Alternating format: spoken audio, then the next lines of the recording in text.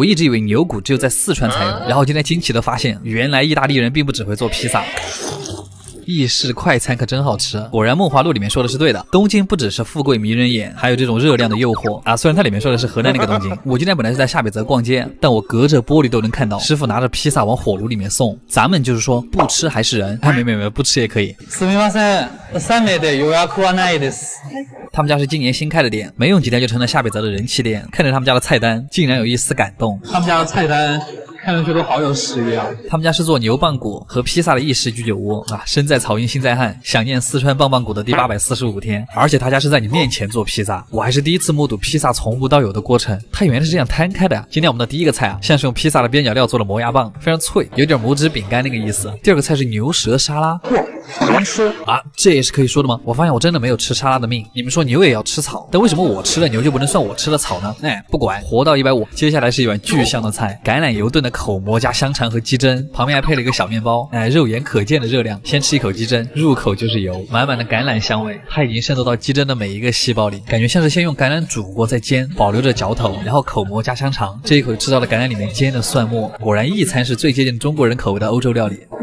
再拿着面包蘸一下橄榄油，再搭配着香肠，它这个面包还有点韧劲，蘸着肉香和油香结合的汤汁，就是说太开胃了。我让路上喷一点这个奶油在嘴巴里。然后就是这个了，牛髓芝士土豆泥，服务员会帮你把牛髓刮到芝士泥上面，它那个牛髓的骚味特重，巨香。牛髓本来就有股奶香味，再加上芝士特带的那个奶香，它整个这盘菜就非常扑鼻。如果你喜欢这种牛奶的香味，就这个菜甚至很下饭。这个得再加一份。下一个是香煎鸡腿肉排，就是在切开鸡肉的时候，还是能感受到它煎得很嫩，整块看上去都油光发亮。一入口先是清新的迷迭香的味道，鸡肉的汁水确实很多，还有那种鸡皮煎的软脆的口感，再配了一口彩椒，它跟日式鸡排完全不一样。鸡排吃出了牛排的感觉，就是一点也不油腻哦。然后是重点，在我们面前刚烤好的玉米披萨，你们知道烤包谷的那个味道吗？就是它自带一股有味道的风，然后因为它是薄饼披萨，就不会拉丝，有点遗憾，但它真的很好吃，有一种奶油玉米浓汤的味道，润物细无声的奶甜，但是吃起来又会有一种美式披萨的厚实感。吃披萨可以最大程度的满足你。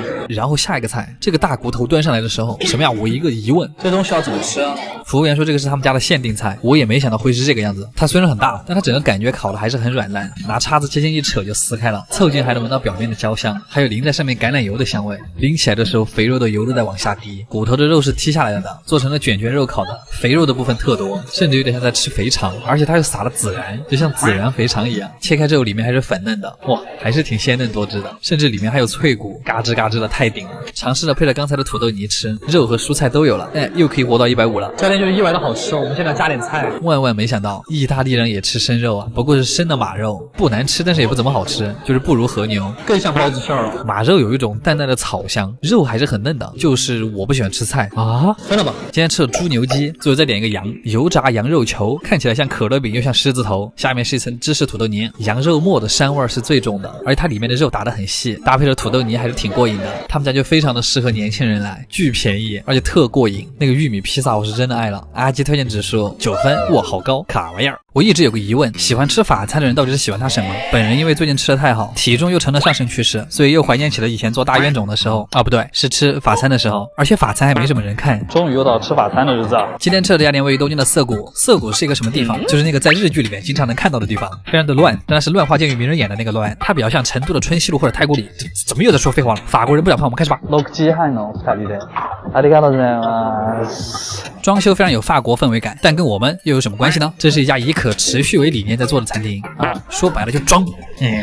我们点的还是他们家最贵的套餐，第一道菜造型有点好看，哪个可以吃哪个不能吃我们也不知道，但是我相中了这个马卡龙，其实还挺好吃，层次分明，外酥里软。下面这个一小杯像是果冻上面放了2个小虾，它其实就是果冻包裹着芝士，口感非常奇妙。然后是一个法式薄饼，上面搭配了一点肉末和一些草，这种菜一般分量小到尝不出什么味儿，不过还好这种高级法餐厅一般还会给你一个比较软的面包，而且这种法棍和面包可以无限加，就是说如果不要脸的话可以一直把他们家吃到破产。但它这个烤的软面包是真的很好，它有一股淡淡的奶香和酵母的味道，涂上一大坨黄油，比刚才的前菜还好吃。接下来切入正题，就是在法餐店里面摆盘越精致的菜，你越不知道它是什么菜啊，非常的可持续，大自然的味道。它这个底下的薄片吃起来像饼干，上面是几片黑松露，还有一小坨鹰嘴豆泥，旁边的玻璃杯里终于见到了今天的第一坨肉，给了好大一块鲍鱼啊！它把里面那个鲍鱼做的非常的软，然后这一整个小碗吃起来很像那个中华海草，就是酸酸甜甜，清爽开胃。然后是这家店的招牌菜，长得像鲷鱼烧，但是打开之后别有洞天，里面是一块煎的已经色泽诱人、饱和度拉满的香煎鹅肝，就是用叉子戳进去都感觉不到任何力道，牙齿一口咬下去，那个油水瞬间从每个细胞里面爆开，那个绵密的鹅肝带上一点稍微甜口的酱汁，甚至还吃出了红烧肉的感觉。油脂带来的快感指的就是这个了。但我还是更喜欢土豆泥配鹅肝，这两个口感绵密的东西配起来就是一绝。这个黑色的鱼我怀疑它就是纯装饰，搭配起来吃也没有任何的帮助。接下来是个很怪的菜，服务员说是要把碟子里面的菜放到杯子里就是说一顿操作猛如虎，评分只有2.5，果然装还是得看法餐。然后这个菜我不敢讲太多啊，荤蘑菇，它里面那个抄手怎么说呢？它的皮儿超级的厚，可能是法国人对中华料理的误解。下一个菜，服务员说它是美国热狗，但是它到了法国就自动缩小了，可能法国人的尺寸和美国人还是有点不一样的。然后龙虾端着上来啊！今天的第一次心动，感觉终于有点不是只给名媛吃的东西了，其实还挺大一只的，肉质还是很紧实的，好像是和超市的不太一样。其实开始吃饭之前，服务员就已经把活虾拿到我面前给我看了一眼啊，只是没拍到。它是甜辣的红酒风味，好吃，但就是没吃够。最后的主菜是一盘鹿肉，我的最爱，还是那股熟悉的介于山和心之间的味道，就是那个木头的药材味，那股木头的味道很明显，那个味道真的吃一次就上头了，可能是3分熟的样子，特粉嫩，然后中间的部分嚼起来特别细腻，还有旁边焦焦的玉米，非常的大自然。看烤的玉米不用啃着吃，感觉好奢华啊。然后是吃芝士，它会让你先选几种，然后搭配着这个法棍片一块吃，就是我有点吃不来。然后就是法餐里面非常复杂的一个部分，最后的甜品，一般法餐的甜品分为3个菜，第一个豆腐冰淇淋，第2个桃子，第3个就是蛋糕，它们都巨甜。好的我们全部吃完了，就是没有吃饱，反正每次吃法餐都没吃饱，我们就当做了个慈善，减了个肥好了。垃圾推荐指数7分，好贵呀。烧鸟，每一次我来吃烧鸟的时候，评论区都会有人说，哇，你好有钱啊！但其实日式烧鸟是在日本非常平民化的一种美食，因为古代的日本根本就没什么可吃的，猪啊牛啊羊啊这些老百姓根本吃不起，然后不知道为什么鸡特别便宜所以烧鸟这种文化就在日本兴起了，直到现在。今天我们来吃的这家店，属实长路漫漫，我真的找了好久才找到。日本评分3.66，很优秀，但好像又没有完全优秀啊？什么啊？又到了吃提灯的日子，咱们就说几经转折，终于在这片钢铁森林里面找到了它。到西西汉有啊，下の量です3名で。嘛，废话说太多，我们开始吧。店里的氛围还是很装逼的。今天的第一口，它好像是一个寿司，但我不太确定。这一口下去，仿佛吃了一口在海里游泳的鸡，鲜还是很鲜的，毕竟有鱼子酱。我就在想，你们说古代人有吃过鱼子酱吗？咸中带一点点海的那个甜味儿。接下来是玉米浓汤，日本人特别喜欢在里面加芝士，然后是姜葱生鸡肉，搭配了一片美瞳，好怪哦。好了，在这些可以有但是没什么必要的菜之后，终于进入了今天的正题。第一个串鸡心管卷，好绕口。这个部位好像平时没怎么吃过，一口下去那个血管里面是滋滋冒油。或许你们吃过那个九转大肠，里面那个油的味道就和它很像。看这个油光发亮的表面，这个就是真实的诱惑。脆的内脏，卷着软的内脏，口感特别丰富。接下来是我们最爱的蔬菜虽然我不喜欢吃，但大家还是多吃比较好。好像是我的错觉，他们家每一串的分量好像都比较斯文，不是我抠，是我吃到现在根本没什么感觉。里面粉嫩半熟的鸡胸肉，看着就很软弹，发挥依旧很好，进嘴之后那种龟苓膏的吃感，再搭配一点芥末和生姜，你就会发现好的烧鸟店有个特点，就算是鸡胸肉都可以嚼出油水。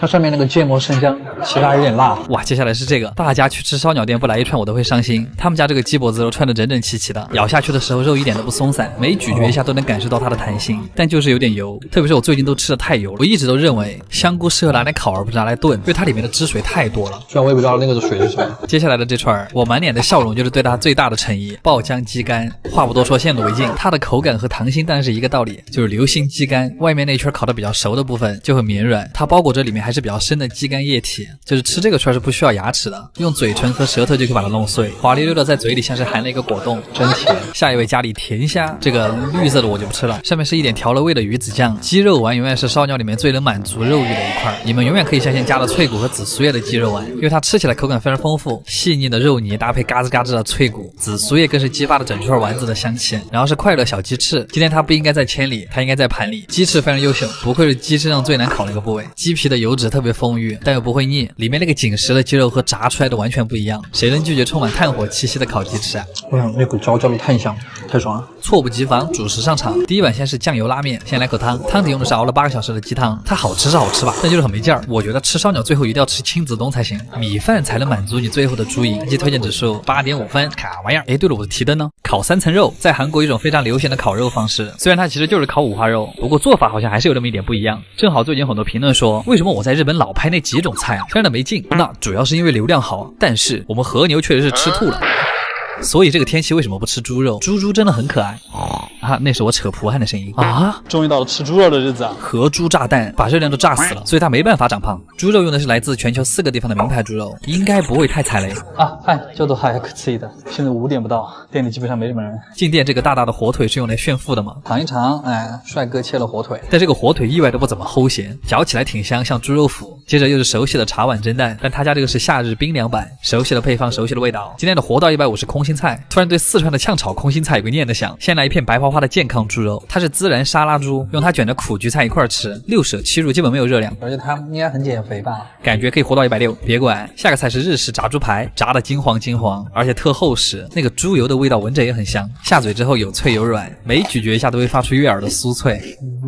扎实的肉感顿时塞满了你的口腔，好吃。最里面的部分有点像鱼肉的细嫩，又有点像鸡腿肉的滑嫩。下一个是酱油猪颈肉，一般猪颈肉不是用来烤的吗？像是泰料店那种烤的焦脆的特别带感，煮出来的就特别的软烂。怎么跟泰国餐厅里面的不一样？我觉得酱油的要比盐煮的要更入味儿，带着一股淡淡的红烧味，有点像山东把子肉的调味。然后是猪肉蒸饺，里面馅儿的做法非常日式，紫苏叶、洋葱和猪肉，馅儿里面的汁水特多，咬下去就在往外流。饺子永远是最好吃了。接过来烤肉环节，你们是喜欢自己烤还是服务员给你们烤啊？平生第一次，这是烤猪肉有人帮我们烤哎！不要小看这一盘哦，它里面有4种名牌猪肉，像这个看上去最肥的就是龙泉洞黑豚，是一种在日本流通率只有6%的猪肉，因为难养所以很贵。然后这个长条的是来自欧洲的贵族，它在整个日本只有1家养殖场。韩国烤肉都是这个样子。然后大家在烤这个肉的时候有个特点，就是有个这个盖焖的过程。你们懂那种一开盖，猪肉在烤盘油光发亮、色泽诱人的画面吗？先吃一口原味的日本猪，好久没吃猪肉，我真的是一口下去有一种被击中的感觉，肾上腺素飙升。来日本之后第一次吃烤猪肉，真好吃。肥肉的部分糯糯弹弹，瘦肉的部分有嚼头又不柴，挤爆脂肪的感觉真的很爽。这个欧洲贵族猪就是瘦肉比较多，虽然说越嚼越香，但是越嚼越累啊。猪还是肥一点比较好吃。猪肉就是又好吃又便宜，不要再吃和牛了，不要再吃和牛了，好吧？来吃和猪吧。紫苏叶包的猪肉会更加解腻，加萝卜和芥末是一种日式吃法，简单来说就是装逼。然后这个是我最推荐的一种吃法，加葱。家人们，这个真的是太绝了，生葱就是甜中带一点辣，正好中和了猪肉化开的油脂。加葱，哇，巨好吃。这个我真的一口气炫了好几个，还可以蘸一点玫瑰盐搭配秋葵一块吃。我只能说秋葵真的没什么用了，嘴里依旧是淡淡的盐香和紧实的猪肉，但是仔细咀嚼这个欧洲猪之后，你还是能感受到那个萦绕在唇齿之间的猪腥味啊，褒义。然后这个是韩国紫苏叶，第一次吃，它居然是酸的。韩国人真的是什么东西都可以做成酸的，酸甜口味的和猪。杏鲍菇也是一种非常适合烤的蔬菜，趁着嘴里还有菇香，再吞一块肉。最后的主食是一碗肉末饭，油脂浸满了米粒，猪肉末和米饭搅拌在一块儿，其实有点像猪油拌饭，感觉他们家是真的有用心在做烤肉。阿吉推荐指数9分，非常的惊喜。卡玩意儿，大家都说人是铁饭是钢，一顿不吃饿得慌，所以没错，又到了吃米饭的日子。今天这家店有够神秘，没有指示牌，连个门面都没有。好黑啊！我也是在杂志上面看到的它，一家东京新进的怀石料理。今天依旧不用点菜，又是被安排好的一天。他们家的特色菜就是米饭，一开始会有5种米给你选择，我们也是第一次来，那就选这个最贵的吧，幻之米，非常的装。那我们开始吧。不愧是新进怀石，前菜都非常的精致，像运动系法餐。第一个菜，冬瓜海胆海鳗，冬瓜已经煮得特别的软烂，感觉80岁的爷爷拿掉假牙都可以吃。冬瓜好吃，海鳗吃起来还有点鲜甜，不过它整体的味道都很清淡，清新装逼的味道。这个是番茄芥末纯菜，该怎么形容这个味道呢？它像是有股奶味的鼻涕，但是又有一点淡淡的果酸味，不过也不难吃，就是越吃越饿。它的前菜好多啊，这个像东北的冻肉居然是甜的，里面还有一个很大块的无花果果肉，吃起来冰冰的，有点像果冻。这一整盘的味道就是特别的夏天，爽口开胃。这一小坨是豌豆饭团，就是比较有嚼头的糯米饭，有点粘嘴。好饿，今天不是来干饭的吗？最后一碟的红薯也是甜的，总之吃出了五谷杂粮的感觉，都很清凉。接下来是刺身拼盘，第一口煎鱼，不出意外的很腥，好腥，好喜欢。不过它这个咸腥味是特别的下饭。第二口金枪鱼，我的最爱，他家的鱼肉还是挺鲜的，像果冻一样的金枪鱼。最后是鲷鱼，2片一块吃，豪华双层双倍肥嫩。我们的饭呢，仍然是前菜，真正的茶碗蒸蛋，它这个蒸蛋一进嘴就是浓浓的玉米味，好吃哦，淡淡的玉米甜味，可能还配上那些黄油或者芝士，主要就是他们家的菜太斯文了。接下来又是我们的活到150环节，满脸情愿的吃下了一碗蔬菜，我可真行。终于千呼万唤使出来一锅米饭，小心翼翼的揭开碗盖，惊不惊喜？他只给了你一口米饭，可能是怕你噎着吧。一旦接受了这种装逼的设定，不行，根本接受不了。表演一个空手吃白饭。他家这个最贵的米，吃起来它有一种夹生的感觉，不过也有可能是它密度比较高，口感相对较硬，但它就是有股嘎吱嘎吱的咀嚼感。杯子里配的是鱼汤，趁米饭不注意一口喝了。这个金灿灿的非常像中国菜，它其实是萝卜丝，非常像国内的金丝饼。接下来服务员把锅端上来了，然后给我们每人盛一碗，然后周围那些满满当当的小碟子就是配菜，里面的烤鱼有一股浓浓的青椒味，这个是真的巨下饭。但是吃两口这个米饭之后，你会发现它有一股淡淡的酒香，然后它的烤鱼又自带油水，配上这个颗粒分明的米饭，这一口非常的绝。我本来想自己添饭的，结果非得大酱来。接着是厚蛋烧，它这个米饭慢慢的吃起来又像是小时候去外婆家那个土灶蒸的米饭，淡淡的烟火气。自己在这分析了这么多，会不会人家就直接用电饭煲煮了？再配上一点小银鱼，还有肉末，就吃起来特别的早餐。但是这么优秀的米饭怎么能少得了寿喜烧？他们家还真的有蛋液卷着和牛，再配上一口米饭，和牛的油脂，蛋液的滑嫩，它永远都是我长胖的理由。开启了刨饭模式，寿喜锅果然能激发出米饭最大的香气。以前好像还没有这么认真的吃过米饭，今天算是一个新认识，好吃。阿基推荐指数8分。突然发现自己好像很久没有吃过早饭了，主要是因为没动力。但是今天这家店传的实在是太凶了，又到了吃早餐的日子。这么早起来的动力还不是因为这个米其林3星。米其林3星的早餐那可太装逼了。你们知道拿到3星有多难吗？就像是我们这边塔被推完了，然后我们的辅助一个人去偷塔，还把对面水晶推了，好像不是很恰当。但总而言之就是3星的店非常的少，全球范围内都很少。这个我的铺垫越来越长了，我们到门口了。嗨，不愧是京都的7大名店，他家有400多年的历史。400多年前你在干嘛？德川家康已经统一全国了，而你还在纠结怎么牵隔壁同学的手。早饭不长胖，我们开始吧。有一说一，他们家的餐具是真的很精致。第一个是可以拆分成3层的葫芦器皿，第一盘里面有半熟蛋、油菜和蚕豆，还有一块鱼饼，叶子包着的是未知食物，也就能塞个牙缝吧。浅尝一下，半熟蛋煮的还是不错的，蛋黄由外而内，是凝固转为溏心，还可以，口感温润甜糯，甚至像在吃布丁。再来块鱼饼，普普通通；吃一口芝麻油菜，普普通通；再来颗蚕豆，普普通通。哈哈，可以这样讲吗？放屁豆。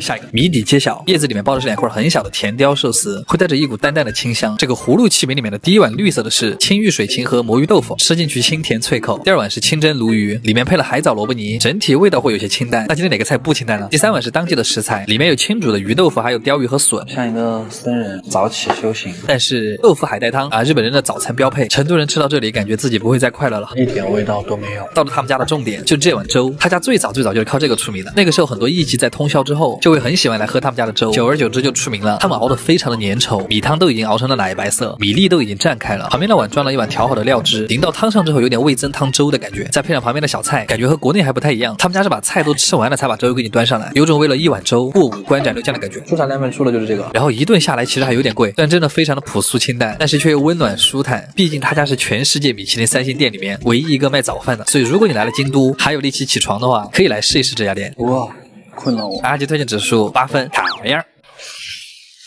寿喜烧最早起源于日本的古早年代，但都过了几百年了，它为什么还这么受欢迎？又到了吃寿喜烧的日子。今天我们去了这家店，我自认为了天花板，因为它好像除了贵就没什么缺点了。这个一进店就是一如既往的日式浮夸装修，每桌都是独立包间。我猜来这儿吃饭的人多多少少都有点隐私，阿姨一般会跪在旁边把所有的菜都给你弄好，你啥也不用管，只用管好信用卡的额度就好了。他家的前菜依旧非常的精致，这个好像是山楂豆腐，吃起来酸酸甜甜的，一道滑嫩的饭前甜品。这个冬瓜鳗鱼还挺惊喜的，冬瓜那股淡淡的清甜反而降低了鳗鱼的存在感，在日本算最清淡的前菜了。再来一口苦瓜海葡萄，嘎吱嘎吱的口感。话说南方人都吃过海葡萄吗？为什么我连海葡萄都没有吃过？第二盘前菜是刺身，有章鱼、金枪鱼和鲷鱼啊。今天不是吃寿司就直接跳过吧。然后就开始做寿喜烧了。第一盘是2片 A5 双酱，5200日元一片。他家的特点是每一片肉都会给你搭配不同的配菜，就是一肉多吃特别讲究。我们的第一片就尝试一下包萝卜泥和豌豆苗吧。它这一片和牛真的太大了，你们知道第一口进去的口感是什么吗？就是一种直冲天灵盖的鲜甜，是那种肉类脂肪独特的甜味，超级的软，因为脂肪分布的特别均匀，入口就特别顺滑，再加上那个酱汁和萝卜泥的甜味，清甜而又收敛的味道。下一片是一块超大的里脊肉，这个我们还是跟蛋黄液一块吃，先用肉把它挤爆，然后再用你们的2颗小门牙轻轻的把肉分开，吃的时候就是一顿操作，往自己的嘴巴里面加 buff， 唇齿间真的牛肉所过之处，处处留着和牛的香味，就这一口那个味道就值回今天的门票钱了。用芦笋蘸着剩下的蛋液，有那么一瞬间觉得蔬菜里面都充满了肉香。我发现就是不管夏天有多热，吃寿喜烧还是香的，就是锅里的蔬菜。其实这里面我最喜欢的是茄子，就是茄子这种特别吸汁的东西很适合寿喜烧，所以茄子不管是外面还是里面都特别香，要不然茄子肉末为什么那么下饭？它也要裹满蛋液，这样会更加嫩滑，一口下去满嘴爆甜汁，而且茄子的奶香也很浓，我现在就可以干4碗饭。是夏天的味道。接下来的一片是蛋液裹牛肉裹萝卜泥裹豌豆苗，吃法逐渐复杂，香味快了加倍。这一口下去就是爽滑中带着咀嚼感，肉香四溢，大块朵颐啊！说的就是这个。肉烧完之后就会在里面加一点乌冬面，它是在刚才和牛的油水里面煮的，取其精，它吃起来微微泛甜，就像是清汤杂酱面最后2口的那个味道，面条里面浸满了肉香，就让我特别怀念成都的那个怪味面。接下来是没有人可以拒绝的寿喜烧配米饭，滑嫩黏糊的蛋液裹着热腾腾的米饭，到底是米饭升华了和牛的甜味，还是和牛让米饭变得更甜，都不重要了，刨就完了。哇，这个小火锅就非常像老北京涮羊肉，它这个吃的就是和牛最原本的味道。第一口我们就只卷一点葱，送进嘴里先是葱根的甜味儿，然后再是和牛雪花散开的味道，再来一片芝麻酱寿喜烧。我感觉北方人看到这个画面，嘴巴里面应该有味道了吧？虽然芝麻酱浓郁的香气已经把和牛的味道给盖住了，其实有点像东北麻辣拌，芝麻酱里加白糖，又鲜又甜。芝麻酱真的很爽。整体来说，虽然他们家确实有点贵，但是每一口都有特别好的体验。如果真想吃寿喜烧，选他们家应该没错，服务也特别到位。好啦，阿基推荐指数9分，干玩意儿。吃肉的时候为什么会很快乐？有人说好像是因为它能让我们大脑里的多巴胺和血清素快速的积聚，所以我们又找到了一个吃肉的新借口。在日本呢，吃肉有2个好地方，除了那种贵的要死的烤肉店以外，第2个就是居酒屋了。又到了吃居酒屋的日子，先是去吃一家牛舌专门店。牛舌这家店现在被日杂评为东京居酒屋 Top 10的第7名，店面越小味道越正，不知道在日本适不适用，而且只有晚上开门。你知道这家店有多挤吗？我们坐下来基本上就是人挨着人，菜单上面基本上就是各种牛舌的吃法，烤的、炖的、刺身的。在精准的选择过后，我们全部要了一份，肯定吃得完哈。第一盘就是他们家的名物烂煮牛舌，它其实端上来的时候我还觉得它外貌普通，但是它的第一口真的很惊艳，超好吃。它这个牛舌切得很厚，但是超乎想象的软烂，用筷子都可以把它切开的那种。就是如果你牙不好，也不一定要吃地中海料理，这家店也可以满足你。压上，我估计这得炖了6、7个小时才能达到这种口感。上面撒了一点胡椒粉，微微辛香的味道点了睛，丰富了牛舌的口感。空吃的话可能会有点腻，搭配一点芥末，你可以一个人炫2盘，你甚至不用嚼它。烤牛舌就完全不一样了，这个口感特有韧劲，像烤鸡胗。它这个虽然没有那种高级烤肉店里面外国模特给你烤的那么好吃，但是它过瘾啊！它带着一股独特的木炭香气，肉感弹牙，像是舌尖肉的那种，越嚼越香。配菜给的是卷心菜泡菜，一起吃像是在吃东北烤肉加酸菜，非常的地道。太绝了！好，来继续下一盘，然后这一盘是红酒牛舌，听起来就是满满的西洋风。这叫平价法餐吗？和风的红酒酱汁在长时间的炖煮下，已经完全炖进了牛舌肉里面，配上一点黄芥末，红酒的香味会在你咬开牛舌的一瞬间漫到整个口腔。明明是炖煮的丝丝分明的牛舌，但是那种柔软的口感会有一瞬间让你以为在吃棉花糖，上下的牙齿一碰牛舌就下来了。它已经没了，在我的嘴巴里面消失了它。还有这个面包片也是一个非常重要的东西啊，牛舌的肉汁配上红酒，再灌注到面包里面，有法餐那味儿了。这个面包都没刚才那个牛舌软。炖魔芋块也是超级入味，这个牛舌相对小块一点，它这个汤鲜的像那个翘脚牛肉的味道。我敢说用这个泡饭，我2口刨1碗，再撒上一点六婆，我安详。而且我特别喜欢汤里有魔芋，就像奶茶里面要有点珍珠和椰果一样。它这个清煮的牛舌汤莫名有种关东煮的感觉，里面有薄切的牛舌，还有豆腐和萝卜片，汤喝起来很清甜。哇，它就是日本家庭料理的味道，软嫩鲜甜的豆腐就很棒。最后的主食是烤饭团，据说古时候武士们上战场的时候，他们就会在兜里揣这个东西啊，但它其实并没有那么好吃，看上去像是外脆里嫩，但实际上是外焦里深。但这家店有一说一，我很喜欢，一家从昭和年间就一直专心做牛舌的小店，虽然店里有些挤，但是这种和谐的氛围就非常的适合下班之后和同事过来炫2盘。阿基也真的很热情，喜欢这种传统居酒屋的氛围。阿基推荐指数8分，看回样。我一直想不通一个事儿，水饺这么好吃的东西，日本为什么那么少？于是我就在东京搜到了这家店，又到了吃中餐的日子啊！他们家现在非常的有名，因为他最近上了日本的米其林推荐榜。那么简单的概括一下，大概就是牛逼。すみません。中国語話せますか？啊，太好了！我跟你们也是一样，第一次吃个水饺都要预定。什么呀？这是他们家点酒的菜单。但这种武侠剧里面的册子真的超酷，好吗？我们2个把所有饺子都点了一份，放心吧，吃得完。第一个菜棒棒鸡，但这个和我在四川吃到的好像不太一样啊。红油的辣椒呢？它像是上海味道的棒棒鸡，麻酱味特别浓，吃起来的第一个感觉就是特香特甜。我这个川渝味还是想念红油香辣棒棒鸡。现在的减脂餐又达标了。下个菜是皮蛋豆腐，感觉好像国内很多地方都有这个菜，这个好像还是一个福建的名菜。我不喝酒，我不抽烟，但是我吃皮蛋。皮蛋那股特殊的汽油香味和滑嫩的口感，超级下饭。想起了在四川经常吃雷椒皮蛋，要是有一点折耳根就好了。然后就是今天的第一盘饺子，煎饺，老板给它取名字叫花饺子，摆的这种花的形状，还有我们中华的。它这个底盘煎的真的很漂亮，完美光滑的一个曲面。先来一个原味的，什么都不沾，它这个一口下去里面是会真实爆油的。饺子的底部煎的脆脆的，其实就很像国内吃的锅贴。我一下不知道应该怎么形容饺子的好吃。但是就是一口回到家乡的感觉，里面有香菇、葱、木耳和猪肉，就像是3鲜馅的锅贴。接下来是一盘四川风的辣油饺子，每个饺子的上面都调好了熟油、海椒和香菜，这个看着就很香。饺子一进嘴，最先感受到的就是辣子的香气。他们家的饺子皮真的很薄，里面就是最纯正的肉馅儿。为了突出辣油的香气，它那个辣油是泛甜的。太配饺子，一口一个，水饺太好炫了。不然好像吃中水饺。接下来是这个，我真的头一次见豆腐水饺。朋友说他在东北经常吃这个，所以为什么南方不吃豆腐水饺？里面还是那种水豆腐，调味是微微带一点海鲜味，但辣油特别冲，弄点甜点盖，有点鲜虾鱼板面的味道。里面的豆腐甚至还能感到一点弹性，对，就是那个淡淡的海鲜味，再加一点熟油，真爽。第4盘是鲜菇虾仁，因为它皮很薄，你都能看到里面虾仁的形状，还是蛮大一个的。老规矩哈，第一口不蘸料，虾仁很新鲜，吃起来脆弹脆弹的，加上香菇的鲜味和这个又软又韧的口感，蘸个辣油香味加倍。我又想夸他们家这个辣油了，我感觉蘸那个都很好吃，就是那个。接着是一笼热腾腾的蒸饺，虽然它长得有点像馄饨，虽然它进嘴那个滚烫的油着实有点冒犯了。别人生菜包肉，我连白包饺子，最后再来个肉粽，里面包的是鸡肉，咸口的啊，这个和四川的是一个味儿。它这还加了一点茄子。其实我今天莫名的有些感动，就是这种从小吃到大的东西，老板能把它从一个小店做到米其林推荐，而且走进他家还有一种特别温馨的深夜食堂感，就是感觉特别温暖。好啦，阿基推荐指数9.5分，卡玩意儿。等一下，他们说在日本除了烧鸟、寿司、天妇罗就没有别的东西了。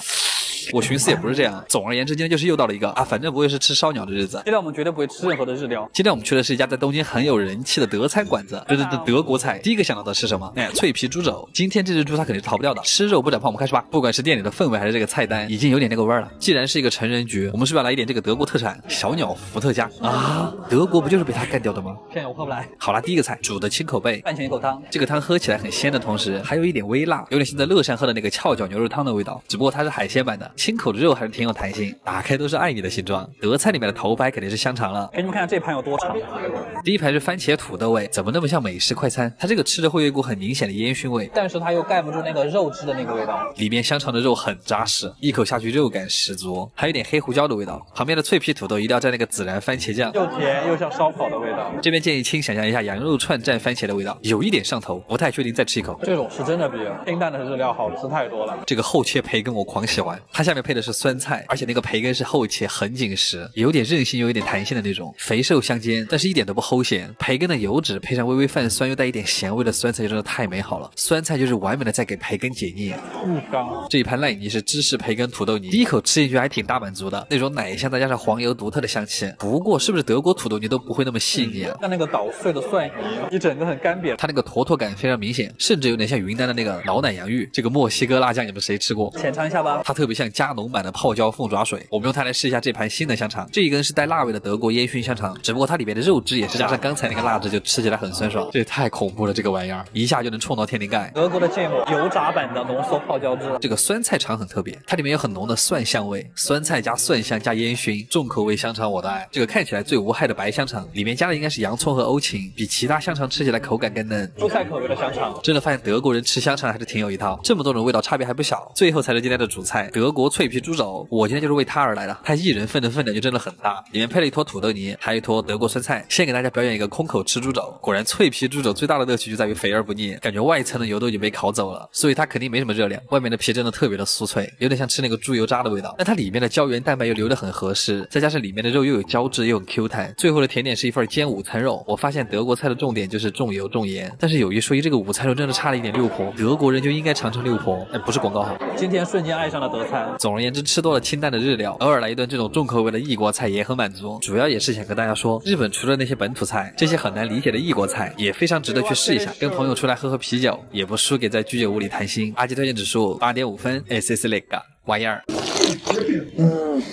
以后别再跟我提便利店的关东煮了，料包煮出来的味道怎么能和这种熬了100年的汤比啊？虽然我觉得它可能就没有100年。还有些人说在日本冬天才吃关东煮，我想说我们四川人一年4季都吃火锅。更何况是这种火锅衍生物。又到了吃关东煮的日子。今天我们吃的就是这家1年前来过的大多福啊，在日本非常有名的一家关东煮店。去年来吃他们家也是下雨。すみません、ちょっと遅くなった。每次来这个地方感觉他们好严肃。它这个汤据说是1915年开始到现在都没有换过配方，汤都是用的第2泡的木鱼花昆高汤。废话说太多，我们开始吧。接下来请听题：关东煮为什么叫关东煮？好啦，第一个菜葱丝牛肉，其实就像京酱肉丝，挂着酱汁的牛肉搭配适量的葱丝，和牛是甜的，酱汁也是甜的，就连这个葱丝都是甜的，这种味道也太下饭了。哇，它那个肉炖的好烂啊！关东煮来了，第一块先来个豆腐，它是油炸过的，里面就有很多气孔，气孔里面全部挤了汤汁。再加上一点黄芥末。据说关东煮的起源就是煮各种豆腐。这个章鱼脚也炖得非常的软弹，比起小的鱿鱼腿，还是这种章鱼脚吃起来更 Q 弹。刚才的吸盘都已经脱落了。魔芋丝这是我的最爱，一定要让它多挂一点水。这汤底的精髓都在这一口上了，让我看看谁的泪水都从嘴角流下了。哇，接着是这个黄油葱香备注，不得不承认，一入口就充斥着黄油的香味。它放了很多那种就是咸的那种黄油。炖煮过后的备注就很有味道，又香又带着海鲜的鲜味。我发现他们家的菜都会炖得特别的软烂，体验非常顺畅，不愧是我之前给过10分的店。每次来他们家都有惊喜。这个卤蛋真的是黢黑，我们精准的咬掉一半啊，慢慢咀嚼之后，好像还有些许回甜。另外一半最好再蘸一点汤，这个汤真的好新鲜呀！还有这个腐竹，新鲜到了天灵盖。蘸黄芥末的白果就是另外一种感觉了，吃第一口就想家了。今天 Top 1的推荐给到的就是它，一迅真好吃。竹轮，关东煮的老朋友了，口感像鱼排和蟹棒的结合，但它更有嚼劲儿，且味道更好一点。有些店还会做竹轮鸡肉。等一下，今天喝的太多汤了，我去上个厕所。我发现在国内的时候，很多朋友不喜欢在外面上厕所，接受不了厕所的异味，就算放了消臭的，也只是用香精味去盖过它。太萝卜了，一口下去，整个嘴巴很难兜住里面的汤汁。关东煮排名第2。最后是这个福袋，里面藏的是鸡肉和魔芋丝。总的来说，这家店味道让人很舒服，是那种很老很老的酱油和豆腐熬在一块的味道。最后用一碗极品蒸蛋结束，感觉还有很多东西没吃到，下次再来。阿基推荐指数9分，卡玩意儿。